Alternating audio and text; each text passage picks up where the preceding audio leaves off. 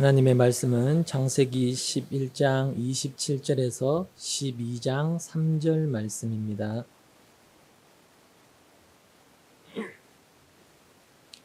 창세기 11장 27절에서 12장 3절까지 말씀 우리 함께 읽도록 하겠습니다.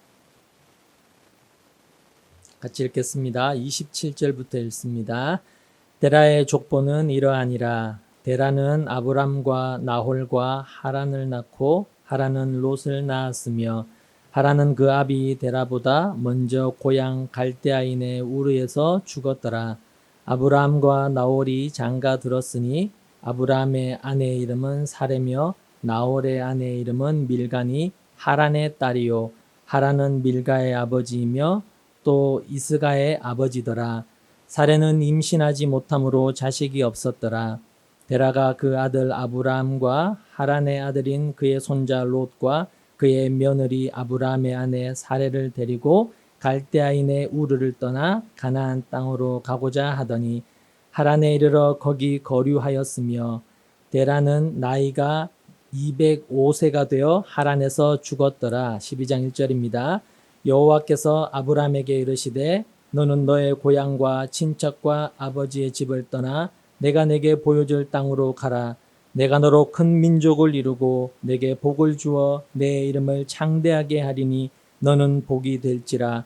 너를 축복하는 자에게는 내가 복을 내리고 너를 저주하는 자에게는 내가 저주하리니 땅의 모든 족속이 너로 말미암아 복을 얻을 것이라 하신지라. 아멘. 지난번에도 말씀을 드렸지만 창세기는 크게 두 부분으로 나누면 1장부터 11장까지의 원 역사와 그리고 12장부터 마지막까지의 구원 역사로 나눌 수 있다라고 했습니다. 하나님은 원 역사에서 등장하고 있는 아담과 셋과 에녹과 노아 등의 인물들을 통해서 하나님의 구원이 어떻게 임하게 될 것인지에 대해서 아주 초보적인 단계의 그림으로 설명을 해주시고 이제 12장부터 등장하는 아브라함과 이삭과 이 야곱이라는 인물들을 통해서 성도의 구원과 믿음은 도대체 무엇인지 그 믿음의 정체에 관해 자세하게 설명을 해 주십니다. 원 역사를 통해서 크게 설명해 주신 것을 이제 구원 역사를 통해서 더 자세하게 반복해서 설명을 해 주시는 겁니다. 그래서 성경은 반복적이고 점층적인 기법으로 기록이 되었다라고 제가 예전에도 말씀을 드렸었습니다. 특히 이 구원사의 첫 인물로 등장하는 이 아브라함이라는 인물의 삶과 그의 인생 여정은 보시면 아시다시피 장장 14장에 걸쳐서 기록이 되어 있습니다. 원 역사가 11장밖에 안 됐는데 한 사람의 인생이 14장에 걸쳐서 기록이 되어 있는 겁니다. 아브라함이라는 이름은 신구약 성경 전체에 400번 이상이 나오고요. 그리고 신약에서만도 74번이 나옵니다. 그리고 예수님도 이 아브라함의 이름을 수시로 언급하셨던 것을 여러분도 잘 아실 겁니다. 그처럼 아브라함은 이 구원 역사에서 아주 중요한 위치를 차지하고 있는 인물입니다. 그를 우리가 뭐라고 부르나요? 믿음의 조상이다라고 부릅니다. 차차 창세기를 통해서 배워보면 아시겠지만 이 아브라함의 생애 안에는 성도의 믿음과 구원, 즉 예수 그리스도와 십자가로 말미암게 되는 하나님 백성들을 향한 하나님의 은혜에 관한 내용이 선명하게 드러나고 있습니다.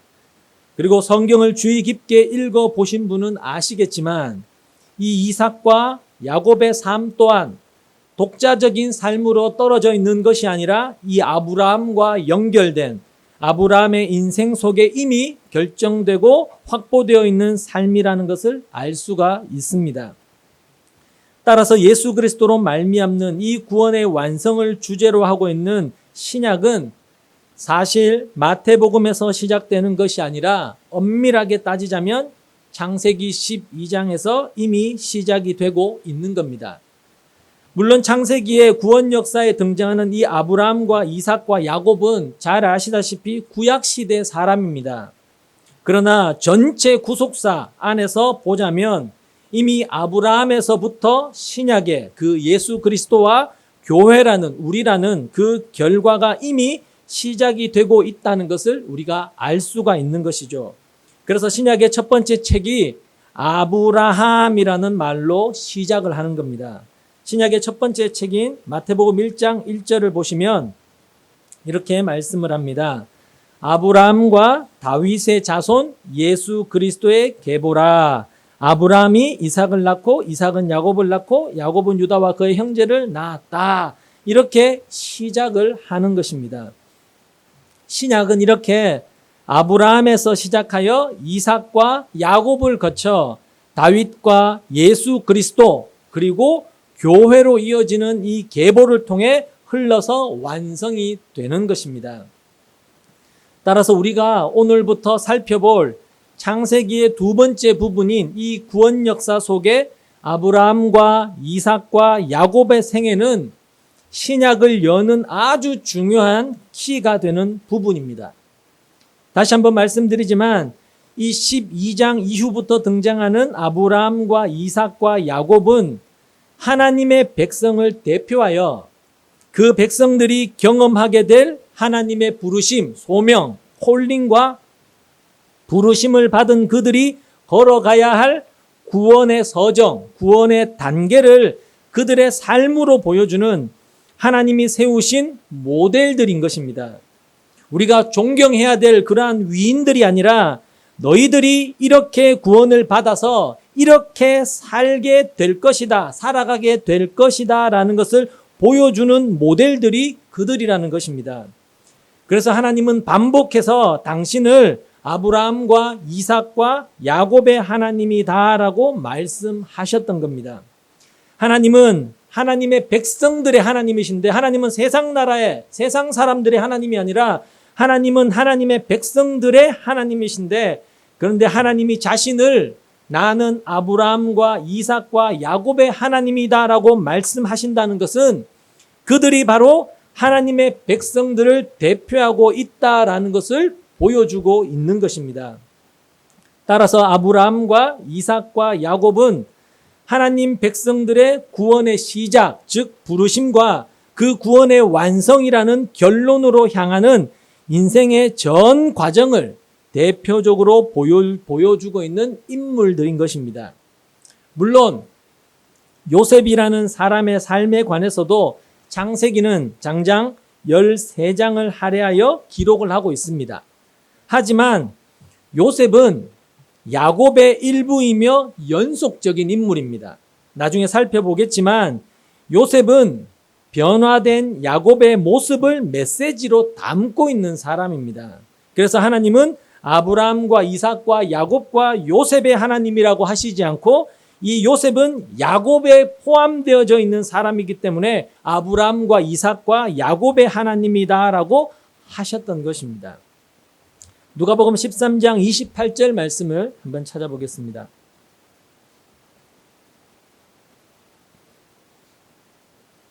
누가복음 13장 28절 말씀입니다.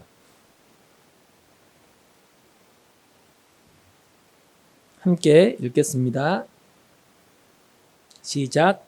너희가 아브라함과 이삭과 야곱과 모든 선지자는 하나님 나라에 있고 오직 너희는 밖에 쫓겨난 것을 볼 때에 거기서 슬피 울며 이를 갈리라.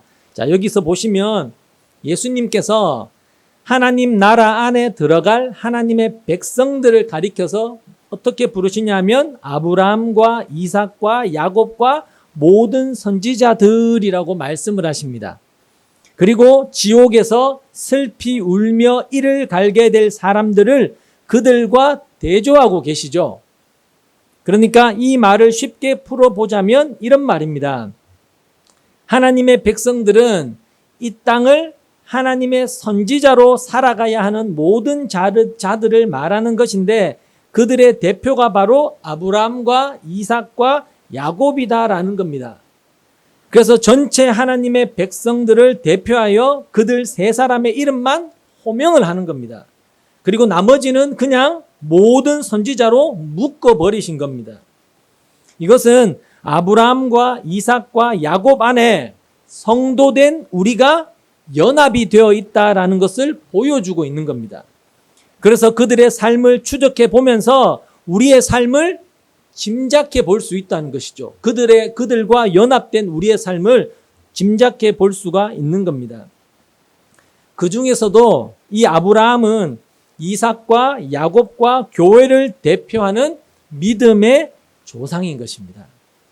그리고 그러한 아브라함과 이삭과 야곱과 교회된 우리의 연합은 예수 그리스도와의 연합이라는 실체로 신약의 결론 지어지게 되는 것이고요. 우리가 구원을 이해하는 데 있어서 이 연합을 제대로 이해하지 못하면 구원을 제대로 이해했다고 할 수가 없습니다. 사실 꽝입니다. 이 연합 교리를 제대로 이해하지 못하면 구원을 제대로 이해했다라고 할 수가 없다는 겁니다. 이 연합의 관계를 그림으로 한번 그려보시죠. 왼쪽에 여러분이 보시기에 이 왼쪽에 아브라함과 이삭과 야곱이 있습니다. 그리고 가운데 여러분이 있습니다. 교회된 저와 여러분이 있고요. 그리고 오른쪽에 여러분이 보시기에 오른쪽에 제가 볼 때 왼쪽에 예수 그리스도가 있습니다. 아브라함과 이삭과 야곱이 있고 교회된 우리가 있고 이쪽에 예수 그리스도가 있습니다. 이렇게 하나로 연결이 되어서 연합이 되는 겁니다. 그럼 이 연합의 그림을 통해서 우리는 무엇을 알 수 있느냐 하면 우리는 아브라함과 연합이 되어서 우리가 어떻게 우상을 섬기며 살던 그 갈대아인의 땅 우르에서 건짐을 받게 되며 어떻게 우리가 모리아 산에서 하나님이 주신 그 믿음을 가지고 믿음을 발휘하며 어떻게 가나안 땅으로 들어가게 되는지 거기에서 연합이 되는 것이고 그리고 예수 그리스도 안에서 그분이 사셨던 모든 삶 속에 우리가 들어가 있어서 그분의 십자가의 죽음에 우리가 들어가 있는 것이고 그분의 부활에 우리가 들어가 있는 것이고 그분의 승천하심과 영광의 하나님 보좌 우편에 앉으심까지 우리가 연합이 되어 있는 것입니다. 그래서 우리는 구원을 받은 것입니다. 믿음이 없는 자들은 이런 이야기, 연합 교리를 이야기하면 그게 어떻게 나와 상관이 있느냐라고 말하고 비웃지만 하지만 우리는 그러한 연합이 바로 나에게 적용이 되어서 예수의 삶이 내 삶이 되고 그리고 아브라함의 그러한 신앙의 여정이 내 것이 되었기 때문에 나는 구원을 받았고 또 구원을 받게 될 것이다라는 확신을 가지게 되는 것입니다. 그러한 전체 구원 역사의 그림이 바로 아브라함의 생애에서 시작이 되어진다라는 겁니다. 쉽게 말하면 우리는 아브라함의 삶 속에서 구원이라는 것은 어떤 지경과 어떤 처지에 있는 자들에게 어떻게 시작이 되는 것이고 그렇게 하나님의 열심에 의해 구원을 받은 이들은 어떤 삶의 과정을 거쳐서 하나님으로부터 선물 받은 그 객관적 믿음, 즉 하나님이 주시는 그 구원받는 방법으로서의 그 믿음이 주관적 믿음으로 하나님을 믿고 의지하며 하나님께 순종하면서 살게 되는지를 배울 수 있는 것이고 예수 그리스도의 삶과 죽음과 부활과 승천하셔서 하나님 보좌 우편에 앉으심을 통해 성도된 우리에게 주어진 이 영생이 어떤 방법으로 어떻게 주어지게 될 것이며 우리는 결국 얼마나 영광스러운 자리에 앉게 될 것인지를 배울 수가 있는 것입니다. 좀 복잡하시다면 다른 것은 다 잊으셔도 되고요. 여러분이 지금 아브라함에 대해서 배우시면서 꼭 알아두어야 할 것은 아브라함은 바로 성도된 우리의 대표로 성경에 소개되고 있다라는 사실입니다. 우리가 존경해야 될, 우리가 본받아야 될 그런 대상이 아니라 우리가 거기에 들어있다라는 거예요. 그래서 아브라함의 삶을 추적하면서 내 삶이 어떤 방향성과 어떤 길을 걷게 될 것인지를 추적해 볼 수 있다는 것입니다. 우리의 모습을 거기에서 찾아볼 수 있어야 한다는 것이죠. 하늘의 별처럼 바다의 모래처럼 생육하고 번성되어질 하나님의 모든 백성들의 대표가 바로 아브라함인 것입니다. 갈라디아서 3장 말씀으로 가보겠습니다. 갈라디아서 3장 6절 말씀 함께 찾아보겠습니다.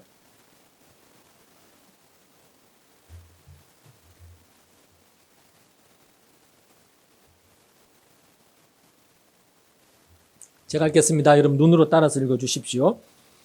갈라디아서 3장 6절에서 9절 말씀입니다. 아브라함이 하나님을 믿음에 그것을 그에게 의로 정하셨다 함과 같으니라. 아브라함이 하나님을 믿음에 하나님이 아브라함을 의롭다 칭해 주셨다라고 말씀하죠. 7절 그런즉 믿음으로 말미암은 자들은 아브라함의 자손인 줄 알지어다. 자, 여기 보시면 아브라함의 자손, 하나님께서 아브라함의 자손을 하늘의 별처럼 바다의 모래처럼 많게 하실 것이라고 하셨는데 그들이 누구라고 이야기하나요? 예수를 믿는 자들이다라고 이야기하는 겁니다. 그러니까 벌써 창세기에서 하나님은 그런 자들을 하늘의 별처럼 바다의 모래처럼 많게 만들 것이다라고 약속하고 계셨다라는 겁니다.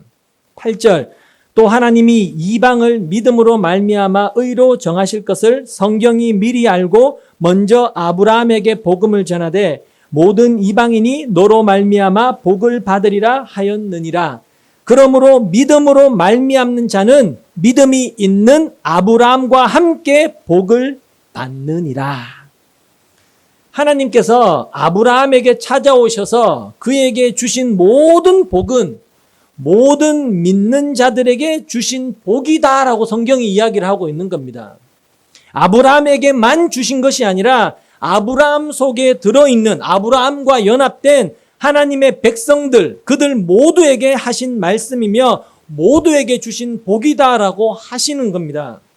나중에 우리가 살펴보겠지만 9절에 아브라함과 함께라는 말은 아브라함 안에서라는 연합을 의미하는 단어입니다.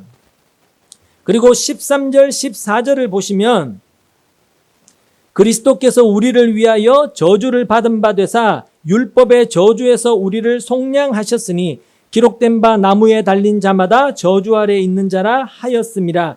이는 그리스도 예수 안에서 아브라함의 복이 이방인에게 미치게 하고 또 우리로 하여금 믿음으로 말미암아 성령의 약속을 받게 하려 함이라.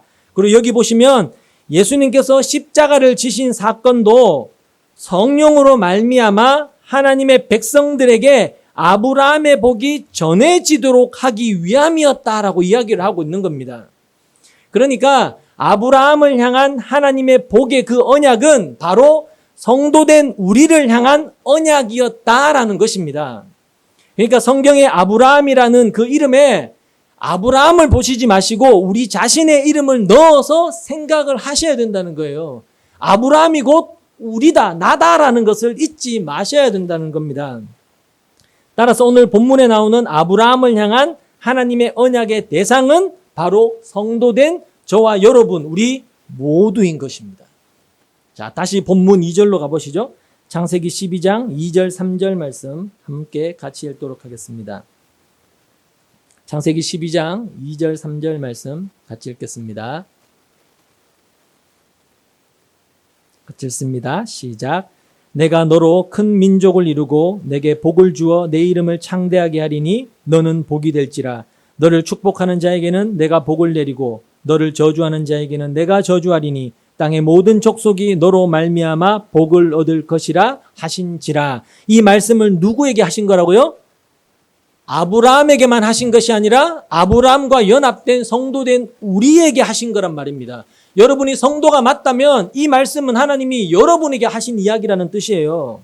3절 너를 축복하는 자에게 내가 복을 내리고 너를 저주하는 자에게는 내가 저주하겠다. 이 말은 문자 그대로 해석하는 게 아닙니다. 문자 그대로 우리를 축복하는 사람은 복을 받고 우리를 저주하는 사람은 저주를 받는다. 그런 뜻이 아닙니다.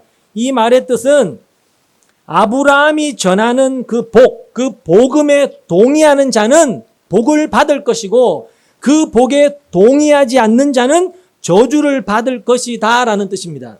왜죠?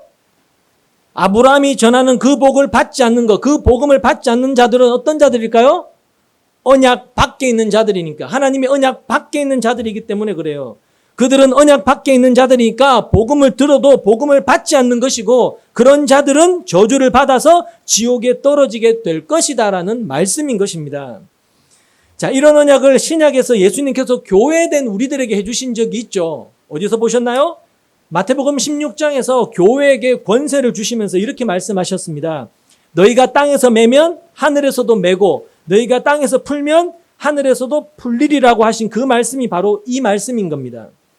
그래서 하늘의 권세, 교회에게 주신 그러한 권세를 지금 아브라함이 하나님의 백성들의 대표로 지금 가장 먼저 받고 있다라는 것을 보여주고 있는 거예요. 그러니까 지금 이 장면과 마태복음 16장에서 교회에게 준 권세가 같이 연결이 되고 있다라는 것입니다. 제가 여러분들의 이해를 돕기 위해서 성경에서 구체적인 예를 몇 군데 찾아서 보여드리도록 하겠습니다. 성경에 등장하는 아브라함의 여정과 야곱의 여정과 그리고 교회 전체를 상징하고 있는 이스라엘의 여정을 한번 비교해 드릴게요. 이게 얼마나 일관성 있게 흘러가고 있는지 한번 보시면 좋겠습니다. 창세기 12장 6절에서 9절 말씀을 한번 보시죠. 창세기 12장 6절에서 9절 말씀입니다. 우리 같이 읽겠습니다. 시작. 아브라함이 그 땅을 지나 세겜 땅 모레 상수리 나무에 이르니 그때 가나안 사람이 그 땅에 거주하였더라. 여호와께서 아브라함에게 나타나 이르시되 내가 이 땅을 내 자손에게 주리라 하신지라. 자기에게 나타나신 여호와께서 그가 그곳에서 제단을 쌓고 거기서 베델 동쪽 산으로 옮겨 장막을 치니 서쪽은 베델이요 동쪽은 아이라. 그가 그곳에서 여호와께 제단을 쌓고 여호와의 이름을 부르더니 점점 남방으로 옮겨 갔더라. 자, 아브라함의 신앙의 여정, 하나님이 갈대인의 땅 우르에서 꺼잡아내셔가지고 그로 인해서 그를 인도해 가시는 신앙의 여정을 보면 특징적인 것이 하나가 나타나는데, 그가 가는 곳마다 단을 쌓고 예배를 드렸다는 겁니다. 많이 들어보셨죠? 그는 항상 예배하는 삶을 살았다는 겁니다. 뭐 교회 와서 예배 드리는 것도 마찬가지지만 삶으로 그가 하나님 앞에 서 있는 코람데오로 살았다는 거예요. 늘 하나님을 의식하는 자로 살았다는 겁니다. 이게 구원받은 백성들의 전형적인 특징이고 모습으로 나타난다는 것이죠. 자, 여기 보면 아브라함이 거쳐간 지역이 세 가지로 언급이 되고 있죠. 6절과 7절과 9절에 보시면 세겜이라는 땅이 나오고요. 그리고 베델과 아이 사이가 나오고, 그리고 밑에 남방이라는 단어가 나옵니다. 제일 끝에 나오는 남방이라는 단어는 남쪽 지방이라는 뜻이 아닙니다. 그게 아니고 네게브, 즉 헤브론 지역을 지칭하는 단어입니다. 창세기 23장 19절에 보시면 아브라함이 자기 아내 사레를 장사 지낸 곳, 남방을 마므레 곧 헤브론이라고 기록을 하는데 거기가 바로 남방입니다. 그리고 아브라함도 역시 그 헤브론에서 그의 인생을 마감하게 되거든요. 자, 그러한 아브라함의 삶의 여정에서 나타난 지명은 동일하게 야곱의 삶의 여정에서도 그대로 반복이 되어서 나타난다는 겁니다. 창세기 33장으로 가보시죠. 야곱의 삶에서도 동일하게 이 세겜과 베델과 아이 그리고 남방 헤브론이라는 단어가 똑같이 이주로 반복되어져 나타나는 것을 보게 됩니다. 창세기 33장 18절에서 20절 말씀 같이 보겠습니다. 같이 읽습니다. 시작. 야곱이 바단 아람에서부터 평안히 가나안 땅 세겜 성읍에 이르러 그 성읍 앞에 장막을 치고 그가 장막을 친 밭을 세겜의 아버지 하몰의 아들들의 손에서 베크시타에 샀으며 거기에 제단을 쌓고 그 이름을 엘렐로헤 이스라엘이라 불렀더라. 똑같이 나오죠. 야곱이 세겜 땅에 이르러 단을 쌓습니다. 아브라함과 똑같은 지역에서 똑같은 일을 하는 것을 볼 수 있죠.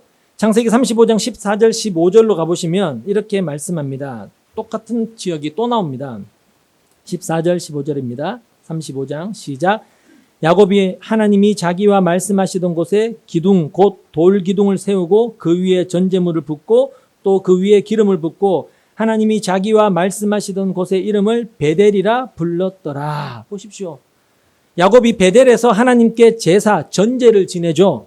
역시 아브라함과 동일한 지역에서 동일한 일을 하고 있습니다. 그리고 야곱도 가는 곳마다 동일하게 단을 쌓죠. 예배를 드리는 삶을 살았다는 겁니다. 창세기 35장 27절로 보시면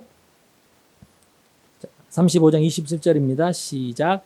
야곱이 기럇 아르바의 마므레로 가서 그의 아버지 이삭에게 이르렀으니 기럇 아르바는 곧 아브라함과 이삭이 거류하던 헤브론이더라. 자, 보시면 야곱의 여정 속에서도 아브라함의 신앙 여정에 등장했던 세겜, 베델, 헤브론이 똑같이 등장하죠. 그리고 야곱에게서 우리가 알다시피 이스라엘의 12지파가 나왔다는 것 아시죠? 야곱의 12아들이 이스라엘 12지파잖아요. 그렇죠? 그리고 야곱의 이름이 뭘로 바뀌었죠? 이스라엘로 바뀐 것도 아시잖아요. 그죠? 자, 그럼 야곱이 그 자신의 존재 안에 품고 있었던 그 이스라엘 여정은 어떤지 한번 볼까요?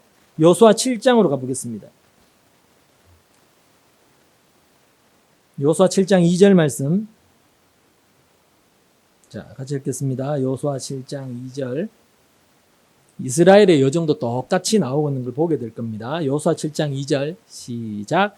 여호수아가 여리고에서 사람을 베델 동쪽 베다웬 곁에 있는 아이로 보내매 그들에게 말하여 이르되 올라가서 그 땅을 정탐하라 하매 그 사람들이 올라가서 아이를 정탐하고. 자, 베델과 아이가 나오죠. 여호수아 8장 9절로 가시죠. 여호수아 8장 9절. 자, 같이 했습니다. 시작. 그들을 보내매 그들이 매복할 곳으로 가서 아이 서쪽 베델과 아이 사이에 매복하였고 여호수아는 그 밤에 백성 가운데서 잤더라.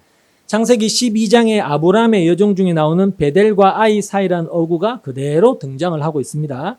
8장 30절로 가시죠. 8장 30절, 여호수아 8장 30절 시작.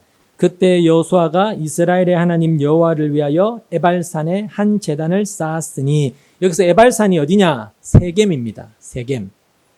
이스라엘이 그곳에서 단을 쌓았습니다. 그리고 나중에 여호수아 10장에 가면 그들이 헤브론 땅 남방으로 계속해서 내려가는 것을 충분히 보게 됩니다. 자, 우리가 보듯이 모세 오경의 저자는 누구죠? 모세입니다. 모세는 지금 의도적으로 야곱과 이스라엘의 여정 속에 등장하는 지명을 아브라함의 신앙 여정 속에 등장했던 지명과 반복해서 사용을 하고 있다는 겁니다. 그들이 갔던 지명이 요 세 곳밖에 없었을까요? 아니잖아요. 어마어마하게 많았을 것 아니겠습니까? 이주했던 지명이 많았을 텐데 모세는 의도적으로 그 지명만 반복해서 기록을 하고 있다는 겁니다. 그리고 여호수아 또한 모세 오경에 등장하는 지명들을 반복해서 사용함으로써 이스라엘의 여정을 그리고 있다라는 겁니다. 그건 무엇을 의미하느냐면 성경이 하나님의 백성들의 모형으로 등장하는 야곱과 이스라엘의 그 선택과 그들의 신앙 여정은 이미 아브라함 속에서 확정되어져 있다라는 것을 의도적으로 보여주고 있는 겁니다. 그 아브라함이 바로 야곱과 이스라엘, 이삭을 다 포함한 모든 교회의 신앙의 여정을 그대로 자신의 삶으로 보여주는 것이다라는 것을 알려주기 위해서 일부러 그 같은 지명들을 반복해서 사용하고 있는 것입니다. 이 성경이 이렇게 논리적이라는 것입니다. 그리고 궁극적으로 그 아브라함의 삶이 예수 그리스도의 십자가로 말미암아 탄생하게 될 하나님의 교회, 즉 우리의 삶이 될 것이다 라는 것을 여기에서 미리 보여주고 있는 것입니다. 로마서 4장으로 가보겠습니다. 성경이 이렇게 말씀해 줍니다. 로마서 4장 23절, 24절 말씀입니다. 아브라함의 삶이 예수 그리스도의 십자가로 말미암아 탄생될 하나님의 교회된 우리들의 삶이 될 것이다라는 것을 여기서 미리 보여줍니다. 로마서 4장 23절, 24절 같이 읽겠습니다. 시작. 그에게 의로 여겨졌다 기록된 것은 아브라함만 위한 것이 아니요 의로 여기심을 받을 우리도 위함이니 곧 예수 우리 주를 죽은 자 가운데서 살리신 이를 믿는 자니라. 하나님이 아브라함을 의롭다 하신 것은 아브라함만을 가리켜서 의롭다 하신 것이 아니라고 성경이 말하잖아요. 그죠? 그 속에 들어있는 예수 그리스도를 주로 믿는 모든 당신의 백성들에게 동일하게 의롭다 하셨다는 겁니다. 따라서 아브라함과 연합이 되어서 하나님으로부터 의롭다 인정을 받은 자들은 예수 그리스도 안에서 죄 사함을 받은 자들이고, 그리고 그들과 동일한 자들이 되는 것입니다. 그래서 우리가 사죄의 기도를 할 수 있는 거예요. 죄 사함의 기도를 할 수가 있는 것입니다. 쉽게 말하면 아브라함 안에 연합이 되어 하나님으로부터 의롭다 하심을 받은 이들은 예수 그리스도 안에서 연합이 되어서 이미 하늘 보좌에 앉아 있는 이들을 가리키는 겁니다. 에베소서 2장 4절에서 6절 말씀 한번 보시죠. 성경이 이렇게 말을 하고 있습니다. 제가 제 혼자서 썰로 푸는 게 아니라 성경이 이렇게 이야기합니다. 에베소서 2장 4절에서 6절 같이 읽습니다. 시작.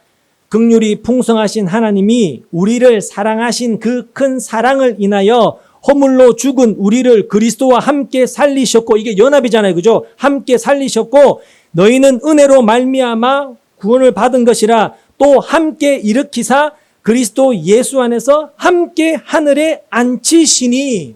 성경이 이렇게 말하고 있어요. 아브라함 안에서 연합이 되어서 하나님으로부터 의롭다 하심을 받은 이들은 예수 그리스도 안에서 연합이 되어서 이미 하늘 보좌에 앉아 있는 이들이다라고 성경이 말하고 있단 말입니다. 이게 성도의 신분이라고요. 여기도 역시 그리스도 예수 안에서라는 어구가 동일하게 나오죠. 아브라함과 함께라는 어구와 마찬가지로 역시 연합을 가리키는 단어입니다. 우리는 아브라함의 인생을 통해서 뭘 확인해야 된다고요? 그래서 우리의 실존, 우리의 실체를 확인하는 겁니다. 내가 도대체 누군지를 아브라함을 통해서 확인해야 된다는 겁니다. 우리는 아브라함처럼 실패와 실수를 거듭하는 자들이지만 우리는 이미 그 예수 안에서 하늘 보좌에 앉아 있는 자들이구나라는 것을 깨닫는 것입니다.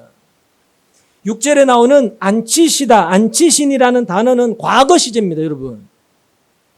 성도는 이미 아브라함 안에서 신분적으로, 운명적으로 의롭다 칭함을 받았고, 예수 그리스도의 공로로 예수 안에서 예수와 함께 하늘 보좌에 지금 앉아 있는 사람들이란 말입니다. 이게 성경적 해석이에요. 그러나 이 땅에서는 지금 아브라함처럼 이 육신을 입은 인생을 통해서 신앙의 여정을 걸어가고 있는 중인 것이고요.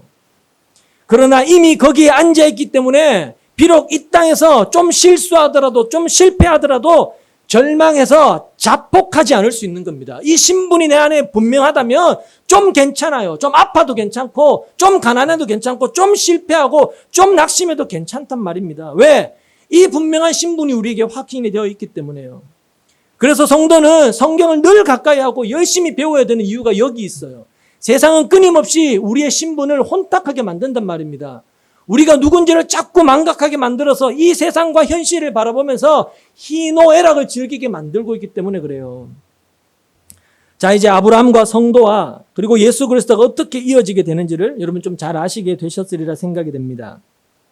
그러면 이제 우리의 대표로 갈대아인의 땅 우르, 즉 바벨론에서 세상에서부터 건짐받게 되는 그 아브라함이 어떻게 부르심을 받게 되고, 그리고 어떠한 과정을 거쳐서 어떠한 목적지에 도달하게 되는지를 좀 보면, 저와 여러분, 우리가 성도가 맞다면 성도된 우리의 부르심과 우리의 삶의 여정, 신앙의 여정과 우리의 종국이 어떻게 될지를 추론해 볼 수 있겠죠. 짐작해 볼 수 있지 않겠습니까? 제가 자세하게 설교할 기회는 나중에 한번 제가 잡도록 하고 오늘은 간략하게만 좀 살펴보도록 하겠습니다.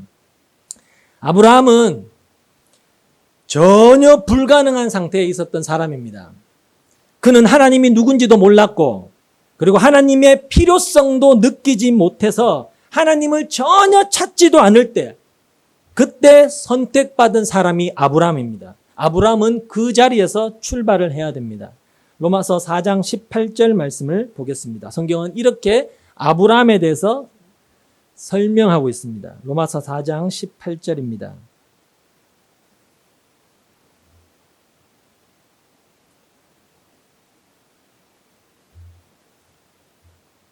로마서 4장 18절 같이 읽습니다. 시작. 아브라함이 바랄 수 없는 중에 바라고 믿었으니 이는 내 후손이 이 같으리라 하신 말씀대로 많은 민족의 조상이 되게 하려 하심이라. 자, 여기 보시면 아브라함이 바랄 수 없는 중에 바라고 믿었다라고 합니다. 그 말은 아브라함 자신의 능력으로는 도저히 바랄 수 없고 믿을 수 없었는데 그에게 바램과 믿음을 갖게 하셨다라는 의미인 겁니다. 그런 아브라함처럼 네 후손이 이와 같으리라. 즉 아브라함과 연합된 신자된 우리도 아브라함처럼 바랄 수 없고 믿을 수 없었는데 바라고 믿을 수 있게 하나님이 만드셨다라는 뜻인 것입니다. 이해되시죠? 여호수아 24장으로 가보시죠. 여호수아 24장 1절 2절 말씀입니다.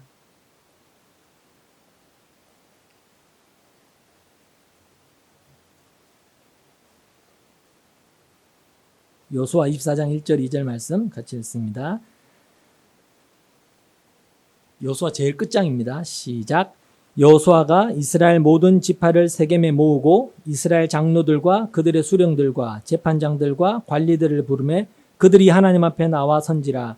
여호수아가 모든 백성에게 이르되 이스라엘의 하나님 여호와께서 이같이 말씀하시기를 옛적에 너희의 조상들 곧 아브라함의 아버지 나홀의 아버지 데라가 강 저쪽에 거주하여 다른 신들을 섬겼으나. 자, 이 구절은 여호수아가 아브라함의 아버지 데라를 비롯한 많은 조상들이 유프라데스 강 건너편, 강 건너, 즉 갈대아인의 땅 우르에서 바벨론이라고 했습니다. 거기에서 우상을 섬기고 우상을 만들고 우상을 팔아먹으면서 섬기고 있었다는 것을 이스라엘 백성들에게 고하는 장면입니다. 여호수아는 거기서 조상들이라는 복수를 사용합니다. 복수를요. 조상 데라가 아니라 조상들이라고 합니다. 우리는 거기에서 오늘 본문 11장 말미에 나오는 아브라함과 나홀과 데라로 이어지는 이들이 셈의 후예들이거든요. 셈의 후예들이 유프라데스 강 건너편에서 살 때, 갈대아인의 땅 우르에서 살 때 바벨론에서 우상을 섬기고 있었음을 알 수가 있는 거예요. 셈의 후손들도. 우리는 셈의 후손들은 그나마 하나님을 섬겼을 거라고 이렇게 생각을 하거든요. 하지만 아니더라는 겁니다. 아브라함의 아버지까지도 강 저편에서 우상을 만들어서 팔고 우상을 섬기고 있더라는 거예요. 그 대표적인 사람으로 데라를 예를 든 것은 이스라엘의 믿음의 조상인 아브라함도 바로 아버지인 데라의 영향을 그대로 받아서 우상을 만들어서 섬기고 있었음을 암시해 주고 있는 겁니다. 그래서 아브라함의 아비 데라가 우상을 섬겼다라고 지금 말을 하고 있는 것이거든요. 여러분, 당시 갈대아인의 땅 우르라는 지역은 메소포타미아 문명의 발상지였고요. 아주 풍요의 도시였습니다. 이미 4,000년 전에 수세식 화장실이 있었던 곳입니다. 지금 우리나라에도 어디 시골이나 조금 변두리 가보면 아직도 푸세식을 쓰고 있는 곳이 있거든요. 근데 4,000년 전에 이미 수세식 화장실이 있었던 곳이니까 당시 메소포타미아의 문명이 얼마나 화려하고 웅장했던 곳인지 미루어 짐작할 수가 있죠. 그곳 사람들은 달의 신이라고 하는 신이라는 우상을 섬기고 있었고요. 야곱과 라헬이 외삼촌 라반의 집에서 도망쳐 나올 때 가지고 나왔던 그 드라빔이라는 가족 수호신이거든요. 가족 수호신인 드라빔과 같은 그런 종류의 가족 수호신들을 집집마다 우상으로 가지고 있었다고 합니다. 아브라함의 아비 데라는 그러한 우상을 만들어서 파는 사람이었고요. 그 우상을 섬기던 사람이었던 겁니다. 그러니까 성경은 뭘 말하려고 하는가 하면 그들 중에 갈대아인의 땅 우르에 바벨론에 살던 사람들 중에 그들 중에 가장 나쁜 놈이었다는 겁니다. 가장 나쁜 놈. 왜요? 다른 사람들은 그냥 우상을 섬기기만 했지만 이 사람들은 그것들을 만들어서 팔아서 그걸 생업으로 여겼던 사람이었던 겁니다. 아브라함은 바로 그러한 환경 속에서 자란 사람이다라는 걸 성경이 말하고 있는 겁니다. 근데 하나님께서 그렇게 넉넉고 살고 있는 아브라함에게 찾아오신 것입니다. 그가 하나님을 알지도 못하고 하나님의 도움을 구하지도 않았을 때, 하나님의 필요성을 전혀 느끼지도 않았을 때 하나님께서 스스로 찾아오신 것입니다. 근데 아브라함이 다른 사람보다 잘나서가 아닙니다. 아브라함이 다른 사람보다 선하고 착하고 잘나서가 아니라 그냥 하나님의 선택이었던 것입니다. 바로 우리를 하나님이 그렇게 찾아오셨다라는 겁니다. 여러분, 왜 나를 찾아오셨나? 왜 여러분을 찾아오셨나? 모릅니다. 답이 있으십니까? 답이 없습니다. 나보다 훨씬 더 착하고 뛰어난 사람들을 찾아오셨다면, 아니 하나님도 면이 서고 나가 맨날 살아서 하나님의 얼굴에 먹칠만 하는 난데 왜 나 같은 걸 선택하셨는지 생각해도 도저히 모르겠어요. 나보다 훨씬 착하고 인격이 고급하고 실력 있는 사람을 찾아서 하나님이 선택하시고 구원하시면 하나님도 조금 더 도움되지 않겠습니까? 저 같은 사람들보다는. 근데 도저히 모르겠어요. 왜 그렇게 하셨는지. 그걸 성경은 뭐라고 이야기한다고요? 은혜라고 하는 겁니다. 은혜요. 선물이라고 하는 겁니다. 우리가 그렇게 선택이 되었다라는 것을 여기에서 지금 보여주고 있는 것입니다. 근데 하나님은 왜 굳이 우상을 섬기고 심지어 그 우상을 만들어 팔아먹고 있던 데라의 아들에게 찾아오셨을까? 이왕이면 아브라함과 동시에 살았던 사람, 욥과 같은 족장이었거든요. 욥 같은 사람을 찾아가서 믿음의 조상으로 세우셨으면 더 좋았지 않았을까요? 하나님이 모든 것을 다 가져가셨는데도 주신 분도 하나님이시오, 가져가신 분도 하나님이시니 내가 하나님의 이름을 찬송하겠습니다. 이런 정도로 고백할 수 있는 사람을 믿음의 조상으로 세웠다면 하나님도 좀 면이 서지 않았겠습니까? 근데 믿음의 조상으로 욥이 아니라 아브라함을 선택하셨다는 것입니다. 왜 그럴까요? 믿음이라는 것은, 구원이라는 것은 그런 것이 아니다라는 겁니다. 욥처럼 그렇게 잘하고 있는 사람에게 가서 아이고 그래 너 참 잘했다, 그러니 내가 너를 구원해 줄게, 이게 아니라는 겁니다. 절대로 불가능한 자들에게 하나님이 찾아가셔서 그냥 거기에서 끌고 나오는 것을 구원이라고 하는 것이고 믿음이라고 하는 것입니다.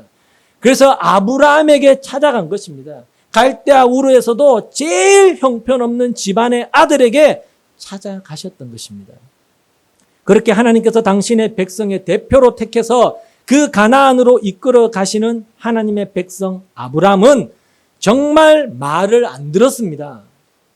본토 친척 아비 집을 떠나라고 했더니 역시 달의 신을 섬기는 하란에 머물러서 75세까지 시간을 보냈습니다. 정말로 쓸데없는 허송세월을 보낸 거죠. 여러분, 하란은 갈대아인의 땅 우르보다 더 번창한 도시였습니다. 하란이라는 말 그 자체가 교차로라는 뜻이거든요. 아브라함과 데라가 중도에 머물렀던 하란은 실제로 동쪽으로는 아스루의 니누에가 있고요. 그리고 서쪽으로는 헷 족속의 알레포가 있고 남동쪽으로는 갈대아 우르, 남서쪽으로는 가나안에 이르기까지 사면 팔방으로 이어지는 국제무역로의 교차점이었습니다. 그리고 그곳은 설상가상으로 달의 신의 대신전이 있었던 곳이었습니다.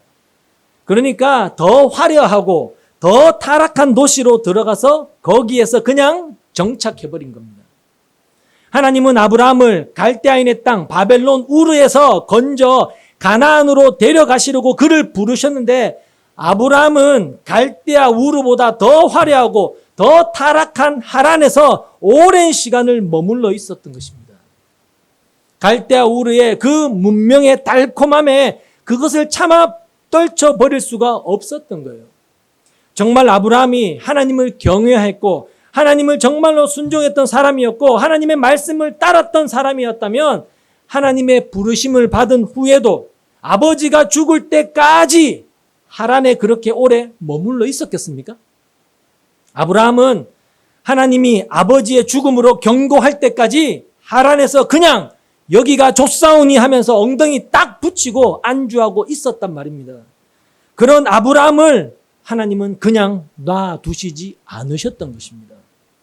하나님은 그렇게 자력으로는 도저히 불가능한 상태의 아브라함에게 찾아오셔서 당신의 열심으로 당신의 백성을 건져내시는 것을 보여주심으로 성도된 우리의 상태가 바로 그러한 불가능한 상태였음을 가르쳐 주고 계시는 것입니다. 여러분, 오늘 본문에서 아브라함이라는 사람이 택해지기 전에 배경을 한번 잘 보십시오. 창세기 11장 30절에 보시면 아브라함의 아내 사레는 임신하지 못해서 자식이 없었다라고 나옵니다. 아브라함의 어떤 배경을 한번 보시자고요. 11장 30절에는 아브라함의 아내 사레는 임신하지 못해서 자식이 없다라고 나옵니다. 이 말은 굳이 안 써도 돼요. 굳이 안 써도 되는데 굳이 아브라함의 신앙 여정이 시작되기 전에 배경으로 성경이 써놓고 있더라는 겁니다. 그것은 생육과 번성이라는 그것과는 전혀 거리가 먼 사람이다라는 걸 여기서 보여주는 겁니다. 여러분, 당시에 자식이 없다는 것은 그냥 저주받은 자의 상징적으로 그 회자될 만큼 굉장히 부끄러운 것이었습니다. 아브라함이 그런 배경을 갖고 있다라는 것이죠. 그리고 28절에는 아브라함의 형 하란의 죽음이 나오고 32절에는 아버지 데라의 죽음이 나와요. 아브라함의 여정 전에 배경으로 이런 것이 나오는데 이것은 생명으로부터의 단절을 의미해요. 아브라함은 바로 이런 지경에서, 도저히 불가능한 지경에서 하늘의 별처럼 바다의 모래처럼 많은 교회의 대표로 택해졌다라는 것을 보여주기 위해서 이런 배경들을 일부러 성경이 기록을 해놓고 있는 겁니다. 그리고 12장 1절에서 아브라함을 부르시는데 어디로 가라라고 장소도 정해주지 않으시고 그냥 무작정 본토 친척 아비 집을 떠나라고만 말씀하세요. 하나님은 이렇게 당신의 백성을 부르심에 있어서 철저하게 인간의 이름이 들어갈 여지를 아예 제거하고 시작을 하신다는 겁니다. 인간에게는 눈꼽만큼의 어떤 자격이나 구원받을 만한 원인으로 쓸 것이 없다라는 것을 여기에서 확인시키시고 구원의 여정을 시작하시는 것입니다. 여러분, 마찬가지라는 거예요.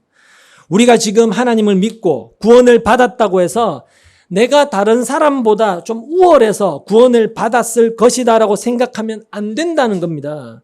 우리가 지금 신명기를 읽고 있지만 읽어서도 보셨죠? 하나님이 너희를 택하신 것은 다른 민족보다 너희들이 더 대단하고 숫자가 많고 선택받을 만한 조건이 있어서가 아니라 하나님이 너희를 기뻐하신 까닭이다.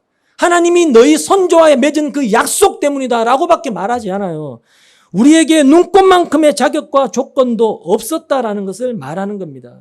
우리가 지금 하나님을 믿고 구원을 받았고 그래서 여기 앉아서 예배드리고 이 신앙의 여정을 걷고 있다는 것은 내가 딴 사람보다 좀 낫기 때문에 구원받았다고 착각하지 말라는 겁니다. 구원은 철저하게 우리의 불가능함을 배경으로 해서 하나님의 열심에 의해서 주어지게 된다는 것입니다. 그러니까 아직 구원받지 못한 어떤 사람들의 행위, 저런 사람들의 모습을 보면서 아이고 저 사람은 절대 구원 못 받을 거다. 아이고 저런 사람이 어떻게 구원을 받을 수 있겠냐라고 함부로 이야기하시지 말아야 된다는 겁니다. 내가 바로 그 함부로 여김을 받았던 그 불가능한 자리에서 하나님의 열심으로, 하나님의 찾아오심으로 구원을 받은 것입니다. 이 사실을 성도는 절대로 잊지 마셔야 된다는 겁니다. 그렇게 아브라함에게 바벨론을 떠날 것을 지시하셨던 하나님이 타락한 도시 하란에서 어슬렁어슬렁거리며 안주하려고 하고 있는 아브라함에게 또다시 나타나십니다. 여러분, 사도행전에 나오는 스데반의 설교에 보면 하나님은 갈대아 우르에서 아브라함에게 나타나셔서 아브라함을 갈대아 우르로부터 건져내셨다는 것을 볼 수 있어요. 근데 창세기 12장 1절에 하나님의 부르심은 어디에서의 부르심입니까? 하란에서의 부르심입니다. 따라서 오늘 본문 12장 1절에 하나님의 부르심은 두 번째 부르심이었던 것을 알 수 있죠. 하나님께서 갈대아 우르에서 아브라함에게 나타나서 본토 친척 아비 집을 떠나 내가 네게 지시할 땅으로 가라라고 말씀하셨음에도 불구하고 아브라함이 아버지 데라와 함께 갈대아 우르보다 더 타락한 도시인 하란에서 엉덩이 줄이 틀고 시간을 보내고 있었습니다. 하나님은 그러한 아브라함에게 다시 나타나셔서 빨리 그곳을 떠나라고 또 다시 경고하신 겁니다. 그때 하나님의 경고가 데라의 죽음으로 나타났던 겁니다. 아버지 데라가 하란에서 죽자 아브라함은 정신이 번쩍 들었습니다. 가슴이 철렁 내려앉았던 겁니다. 큰일 났구나. 아브라함은 자신에게 나타나신 분이 어떤 분이신지 잘 몰랐어요. 하지만 그분의 명령을 어기고 자기가 원하는 삶을 살게 되면 어떤 일이 생길지를 경험으로 체득하고 가라고 하는 곳으로 또 발걸음을 옮기게 되어지는 것입니다. 하나님은 그렇게 당신의 백성들의 게으름과 세상에서의 안주를 가시와 담과 사람 막대기와 인생 채찍을 사용해서 깨닫게 하시면서 약속의 땅으로 몰고 가시는 것입니다. 그래서 때때로 교회에 보면 쫄딱 망해서 신앙을 시작하시는 사람도 있고요. 아니면 큰 병이 들어서 교회에 나오는 사람도 있고, 아니면 자식이 굉장히 속을 썩이는 바람에 교회에 나오시는 분들도 있다는 겁니다. 여러분, 그렇게 75세까지 하란에 머물던 아브라함이 하나님의 끈질기고 고집스러운 인도로 드디어 가나안에 들어갑니다. 그런데 가나안에 들어가자마자 그 땅에 뭐가 있었나요? 기근이 있었습니다. 아브라함은 그래서 어떻게 하죠?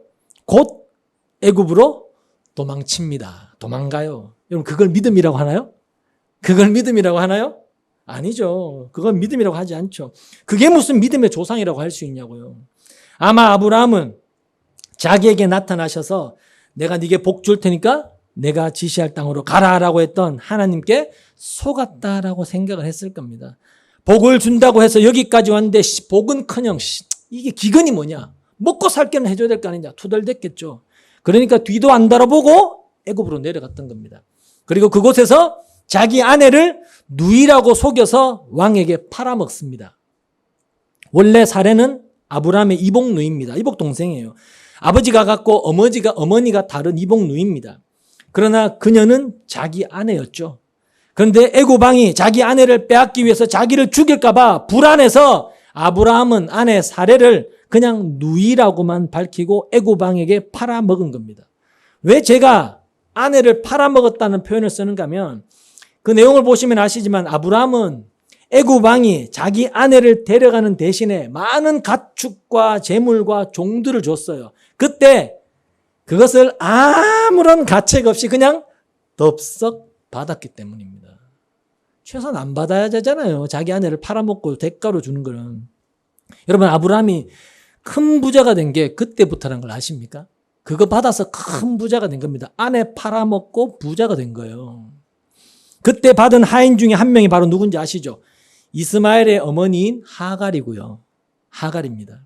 그러니까 아브라함이 믿음으로 가나안 땅에 기근이 왔지만 믿음으로 가나안 땅에 머물러 있어서 사례를 팔아먹지 않았다면 여러분 오늘날 이스마엘의 후예인 아랍과 이삭의 후예인 이스마엘의 그 길고 긴 전쟁과 싸움이 있었을까요? 없었다는 겁니다. 그러나 아브라함의 잘못된 선택으로 믿음의 선택이 아닌 자신의 얄팍한 생각으로 선택함으로 인해서 그러한 투쟁의 역사가 시작이 된 겁니다. 우리 교훈 받아야 되는 거겠죠. 그런데 특이한 것은 하나님께서 그렇게 잘못한 아브라함을 그때는 야단을 치시지 않고 놔둡니다. 혼을 내시지 않아요. 오히려 애굽 왕을 혼내시고 아내를 다시 돌려주게 됩니다. 왜 그렇게 하셨을까? 그때는 아직 아브라함이 하나님의 꾸중과 책망과 징계, 즉 자녀 양육, 자녀 만들기를 감당할 만한 사람으로 성숙되어지기 전이었기 때문에 그런 겁니다. 그때 징계하면 아브라함이 절망해서 자폭해버릴까 싶어서 애굽 왕 바로를 징계하시고 그렇게 함으로써 아브라함이 절망해서 자폭하지 못하도록 아브라함에게 애굽 왕 바로가 징계되어지는 모습을 보게 하심으로써 하나님은 당시에 세계 패권을 쥐고 있던 그 애굽 왕 바로보다 훨씬 더 강하신 분이시구나라는 것을 가르치신 것입니다. 나에게 여기서 떠나라고 하신 분이 정말로 대단하시고 굉장하신 분이구나라는 것을 조금씩 알리시는 겁니다. 여러분, 우리의 삶 속에서도 하나님이 바로 그렇게 일을 하신다는 겁니다. 그렇게 계속해서 실패하고 실수하며 가고 있는 아브라함에게 하나님은 용서하시고 가르치시면서 가나안으로 모리아산으로 끌고 가시는 겁니다. 하나님은 계속해서 너는 복이 될 것이고 세상이 너로 인하여 복을 받을 것이며 그렇게 복을 받은 너의 자손이 저 바다의 모래처럼 하늘의 별처럼 많아지게 될 것이다 라고 약속을 계속 하시면서 아브라함을 끌고 가시고 거기에 반해 아브라함은 계속해서 그게 어떻게 가능해요? 어떻게 그럴 수 있단 말이에요? 계속 반문하는 행동들을 일관하면서 끌려가는 겁니다. 끌려가는 거예요. 지발로 안 가고요. 어쩔 수 없이 가는 겁니다. 여러분, 그게 바로 우리의 모습이라는 거예요. 여러분, 창세기 15장으로 가면 그러한 인간의 불가능함과 그리고 하나님의 열심이 선명한 대조가 되어지는 아주 재미있는 그림이 나타나죠. 하나님께서 아브라함에게 네 몸에서 날 자가 네 상속자가 되고 그를 통해서 아브라함의 자손들을 하늘의 별처럼 바다의 모래처럼 많게 하시겠다라고 그 언약을 하신 후에 재물을, 여러분 잘 아시잖아요. 재물을 쪼개놓으라고 하시고는 그 쪼개놓은 재물 사이를 하나님 홀로 지나가시는 겁니다. 창세기 15장의 그 장면은 당시 고대 히브리인들의 언약 관습을 보여주는 것이라고 예전에 언급해 드렸죠. 당시 히브리 사람들은 두 사람이 언약을 체결할 때 언약 당사자인 두 사람이 동시에 손을 잡고 그 쪼개놓은 고기 사이를 함께 손잡고 지나감으로 해서 둘 중에 하나가 만약에 그 언약을 어기면 어기는 자는 이 쪼갠 고기처럼 쪼개질 것이다, 죽을 것이다 라는 의식을 행했습니다. 근데 하나님께서 홀로 그 쪼갠 고기 사이를 지나가셨다는 것은 뭘 의미할까요? 인간들은 나와의 이 언약을 절대로 지킬 수 없는 존재다라는 것입니다. 이 약속이 쪼개지면 내가 쪼개지겠다라는 것을 보여주신 것입니다. 나 혼자 쪼개지겠다는 것이에요. 그만큼 이 언약은 불변하다라는 뜻입니다. 근데 창세기의 아브라함의 기사를 보면 아브라함은 계속해서 하나님과의 언약을 제대로 신뢰하지 않고 계속 어기는 자로 그려지고요. 하나님은 계속해서 당신의 언약을 신실하게 지켜가시는 것으로 나옵니다. 여러분, 우리도 마찬가지라는 겁니다. 여러분, 이스라엘이 광야에서 하나님의 언약을 제대로 믿고 신뢰했나요? 아니죠. 제대로 신뢰하지 않았어요. 그럼 어떻게 해야 되는 겁니까? 약속하셨잖아요. 지금 창세기 15장에서. 어떻게 해야 돼요? 쪼개져야죠, 하나님이. 하나님 혼자 지나가셨으니까 하나님이 쪼개지셔야죠. 그래서 십자가에서 하나님이 쪼개지시고 이 아브라함과 맺으신 이 언약이 완성이 된 겁니다. 뭘로요? 하늘의 별처럼 바다의 모래처럼 저와 여러분의 많은 성도가 생겨나게 된 것입니다. 그래서 우리는 창세기 25장의 재물이 쪼개지는 그 그림 속에서 십자가를 보게 되는 것이고요. 여러분, 아브라함은 그렇게 네 몸에서 날 자가 네 상속자가 될 것이고 그로 말미암아 내 후손이 하늘의 별처럼 바다의 모래처럼 많아질 것이다 라는 하나님의 언약이 있었음에도 불구하고 그 언약을 믿지 못하고 애굽 왕에게 자기 아내를 팔아먹었을 때 받았던 그 하갈이라는 애굽 여종을 통해 이스마엘을 낳잖아요. 그 이후에 하나님은 13년간 아브라함에게 나타나시지 않으십니다. 말씀하시지 않아요. 그리고 13년 후 아브라함에게 나타나셔서 뭐라고 말씀하시느냐?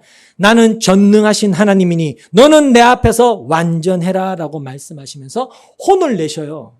그 말은 너는 왜 전능한 나 하나님의 말을 믿지 않고 네 마음대로만 하느냐라고 책망하시는 겁니다. 애굽에서처럼 그냥 넘어가지 않으시는 거예요. 그냥 눈 감아주지 않는단 말입니다. 그리고는 또 아브라함에게 자녀를 주실 것을 약속하셔요. 근데 아브라함은 하나님의 말씀을 듣고 또 비웃습니다. 어떻게 해요? 창세기 17장 17절 가보시죠. 17절 18절 같이 읽습니다. 시작. 아브라함이 엎드려 웃으며 마음속에 이르되 100세 된 사람이 어찌 자식을 낳을까? 사라는 90세니 어찌 출산하리요 하고 아브라함이 이에 하나님께 아뢰되 이스마엘이나 하나님 앞에 살기를 원하나이다. 여러분, 이걸 믿음이라고 하나요? 이걸 믿음이라고 하나요? 이러한 아브라함의 인생을 폭넓게 살펴보면서 여러분 어떤 생각이 드십니까? 여기서 믿음의 조상이라는 아브라함의 특별함이나 열심이나 어떤 성실함이 보이십니까? 전혀 보이지 않습니다. 정말 엉터리 같은 한 인간을 하나님께서 선택하셔서 하나님의 백성으로 만들어가고 계시는 것입니다. 그 속에는 하나님의 열심만이 드러나고 있는 겁니다. 우리는 아브라함의 삶 속에서 이 하나님의 위대하심과 하나님의 열심을 찾아내야지 아브라함을 본받자라고 하면 안 된다는 겁니다. 우리가 아브라함 본받아서 하나님 무시하고 자기 마음대로 아내 팔아먹고 자기 마음대로 첩의 자식 낳고 자기 배불리기 위해서 자기 마음대로 가라는 땅에서 도망쳐 다른 땅으로 도망가고 그렇게 살아서 되겠냐는 겁니다. 안 되지 않겠습니까? 근데 놀라운 것은 그러한 아브라함의 신앙 여정 속에서 시간이 지나면서 문득 칭찬받을 만한 일들이, 하나님이 주신 그 믿음을 따라서 행하는 그 믿음의 행위들이 발휘되어 나타나더라는 겁니다. 여러분, 아브라함이 조카 롯과 분가할 때 조카 롯에게 삼촌인데 좋은 땅을 양보하죠. 자기의 유익만을 위해서 우상을 만들어서 팔아먹고 그 화려한 문명과 세상의 힘을 그렇게 좋아했던 아브라함에게서는 도저히 나올 수 없는 것들인데 그런 변화된 모습이 나오기 시작하더라는 겁니다. 또 조카 롯이 잡혀갔을 때 자기 집에서 기르던 병사 300여 명을 데리고 네 나라 연합군과 싸워서 이기고 롯을 구해옵니다. 여러분, 과거에 애굽 왕이 무서워서 벌벌벌 떨면서 아내를 누이라고 속였던 그 겁쟁이 아브라함이 하나님을 의지하여 겁없이 말도 안 되는 숫자의 병사를 이끌고 전쟁을 치른 거예요. 하나님이 그들보다 훨씬 더 크신 분이라는 것을 그가 경험 속에서 체득이 되어졌던 겁니다. 이렇게 신앙의 여정을 가는 아브라함에게서 문득 변화되어진 믿음의 모습들이 보여지기도 해요. 그러나 이것도 잠시, 아브라함은 곧 그랄 왕 아비멜렉이 무서워서 두 번째로 아내를 팔아먹습니다. 그때는 조금 더 심각합니다. 왜? 하나님께서 기적처럼 허락하신 이삭이 자기 아내 사라 뱃속에 있을 때였기 때문에요. 여러분, 정말 한심하지 않나요? 여러분, 우리의 인생도 동일하다는 겁니다. 언젠가는 믿음이 좋아서 막 하늘을 찌르듯이 믿음을 발휘되다가 언젠가는 나에게 믿음이 있는지도 모를 정도로 완전히 땅에 추락해서 주저앉아 있죠. 하지만 그때마다 하나님이 자기 백성된 우리를 끌고 가시는 것입니다. 그리고 우리가 아브라함의 일생을 통해서 알 수 있듯이 그렇게 뭐 하나 제대로 하는 것 없던 아브라함이 하나님의 징계와 하나님의 교훈과 하나님의 책망과 하나님의 훈련을 거친 후에 100세에 낳은 자식 이삭을 모리아 산에서 번제로 드리는 실력자가 되는 것입니다. 여러분, 100세에 낳은 자식, 이 세상의 어떤 것보다도 소중한 자식, 나의 목숨보다도 소중한 그놈, 이 세상의 어떤 힘보다도 가장 중요한 나의 힘, 아들 이삭을 하나님께 바치는 것입니다. 하나님, 이 세상의 힘은 내 것도 아닙니다. 그리고 이 세상의 힘은 나를 행복하게 해줄 수 없습니다. 오직 하나님의 말씀에 순종할 때 그 길이 참 행복에 이르는 길임을 내가 압니다. 라면서 세상의 힘, 자신이 갖고 있는 가장 좋은 것을 하나님께 드리는 것입니다. 거기까지 하나님께서 아브라함을 끌고 오시는 것입니다. 여러분, 그게 바로 아브라함 속에서 보여지고 있는 성도된 우리의 신앙의 여정이다라고 성경이 말해주고 있는 겁니다. 여러분, 그 모리아 산에서 하나님께서 나타나셔서 이렇게 말씀을 하십니다. 창세기 22장 16절에서 18절 보면 이르시되 여호와께서 이르시기를 내가 나를 가리켜 맹세하노니 내가 이같이 행하여 내 아들 내 독자도 아끼지 아니하였은즉 내가 내게 큰 복을 주고 네 씨가 크게 번성하여 하늘의 별과 같고 바닷가의 모래와 같게 하리니 내 씨가 그 대적의 성문을 차지하리라. 또 내 씨로 말미암아 천하 만민이 복을 받으리니 이는 내가 나의 말을 준행하였음이니라 하셨다 하니라. 여러분, 잘 보시면 하나님께서 모리아 산에서 믿음으로 이삭을 바친 아브라함을 칭찬하시면서 아브라함에게 약속하신 이 복은, 잘 보시면 오늘 본문에 나오는 신앙의 여정을 시작하는 이 본문, 오늘 본문과 그리고 창세기 15장에서 아브라함에게 반복해서 주신 언약의 복과 똑같은 이야기예요. 그렇죠? 하늘의 별처럼 바다의 모래알처럼 가는 것은 12장에도 있었고 15장에도 있었고 22장에도 똑같이 말씀하시는 겁니다. 근데 하나님은 아브라함이 100세에 낳은 이삭을 하나님께 아낌없이 믿음으로 바친 아브라함에게 마치 상으로 그 복을 주시는 것처럼 여기서 이야기하고 있단 말입니다. 그건 무엇을 의미하는가 하면 하나님은 당신의 백성들에게 믿음을 주시고 신앙의 여정을 시작하게 하실 때 이미 그를 완성시키실 것을 계획하고 계시다라는 것을 보여주는 겁니다. 그래서 궁극적으로 받게 될 그 복을 시작할 때 미리 약속해 주시는 것입니다. 나는 반드시 너를 내가 원하는 그 자리에 세우고야 말 거야. 내가 원하는 그런 자로 내가 기필코 만들어내고야 말 거야 라는 하나님의 의지가 그 속에 담겨 있는 겁니다. 그래서 시작할 때 이미 완성될 그것을 약속으로 주시는 것입니다.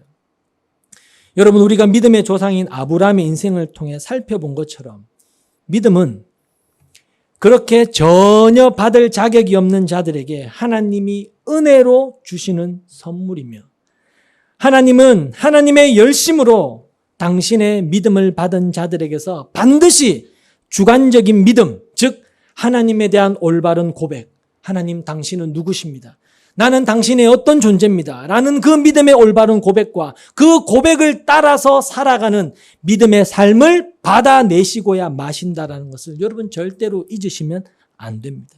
하나님의 열심으로 여러분들에게 주관적 믿음을 하나님이 요구하신다는 사실입니다. 그래서 여러분이 지금 애굽으로 도망가고 있는 아브라함처럼 살고 계실 수도 있고, 애굽 왕과 그랄 왕 앞에서 부들부들 떨면서 아내를 팔아먹고 있는 그런 모습으로 살고 계실 수도 있고, 팥죽 한 그릇으로 형을 속이고 거짓말로 아버지를 농락한 그 야곱의 모습으로 살아가실 수도 있고, 하나님의 약속을 듣고도 비아냥거리고 웃으면서 콧방귀 끼면서 믿지 못하고 비웃었던 그 불신앙의 모습으로 여러분이 지금 살아가고 계실지도 모르겠습니다. 그러나 그럼에도 불구하고 우리가 안심할 수 있는 것은 그러한 무능하고 악해 빠진 내 안에서 홀로 열심히 당신의 일을 하시는 그 하나님의 열심이 나를 빚어가고 계시기 때문에 우리는 안전할 수 있는 것입니다. 그 하나님의 열심이 반드시 이 세상에서 내가 의지하고 있는 세상의 힘들을 하나님 앞에 다 내려놓고, 이삭을 내려놓고 모리아 산에 나를 세우실 것이고, 그리고 반드시 나를 가나안 땅으로 들어가게 하실 것입니다. 그것이 성도의 참된 소망이지 않습니까? 저는 지금 무율법주의나 방종을 조장하는 것이 아닙니다. 어차피 하나님께서 다 이루실 건데 뭐 내 마음대로 좀 살아도 된다라는 것을 이야기하는 것이 아닙니다. 하나님은 그런 열심으로, 그런 집요함으로 우리를 끌고 가시는 분이니까 애초에 그렇게 잘 순종하며 쫓아가자라는 것입니다. 괜히 여러분이 성도가 맞다면 두들겨 맞고 억지로 끌려가지 말고, 이런 하나님의 어떤 분이심을 아브라함과 성경을 통하여 우리가 배우고 나면 우리가 하나님 앞에 기쁨으로 순종하며 나아가자는 것입니다. 하나님은 반드시 우리를 하나님이 원하시는 그 장성한 분량으로 만들어내시고야 마실 것입니다. 우리는 바로 그 하나님을 믿고 있는 성도들인 것입니다.